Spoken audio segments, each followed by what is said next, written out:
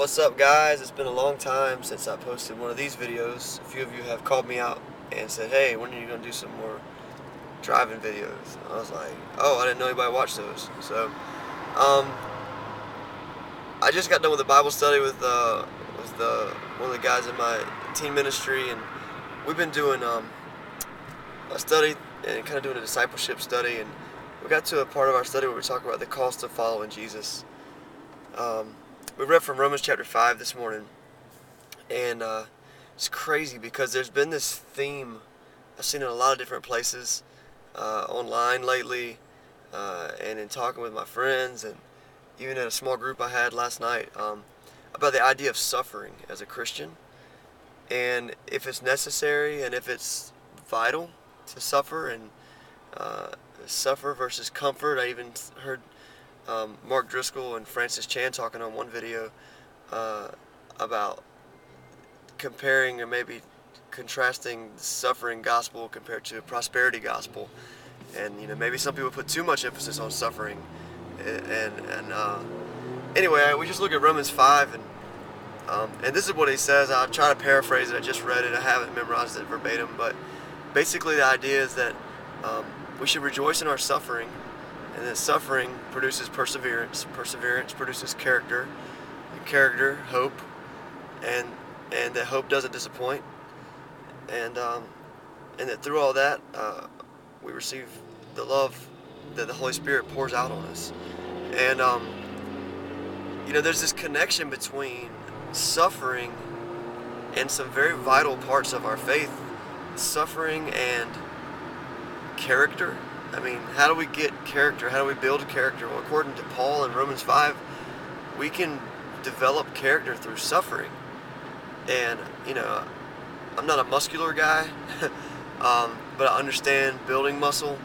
And, I've done a lot of different weightlifting and workout programs in my life. And I've done P90X almost. I didn't finish the whole program like most people. But, I understand that if I want to build muscle, I have to deliberately suffer. I have to work out what I'm doing. And, if I want to build character, is it necessary for me to suffer? Or is there another way, Well, is there another way to build muscle? Not really. You have to work out. That's just food for thought on that, and I think that it's pretty clear. And then the idea of character coming from perseverance leading into hope. I mean, if through resisting temptation I can build character, it helps me understand that there is hope beyond myself. The idea of, I can do this, I can make it. And so this string of things that lead from perseverance, from suffering to perseverance to character to hope, and then finally ending up at love, which to me is a funny distinction, or a funny connection, that it's the love that's poured out through the Holy Spirit that comes through this life that we build. I don't know, it's just really interesting to me how comfortable Christianity has become, how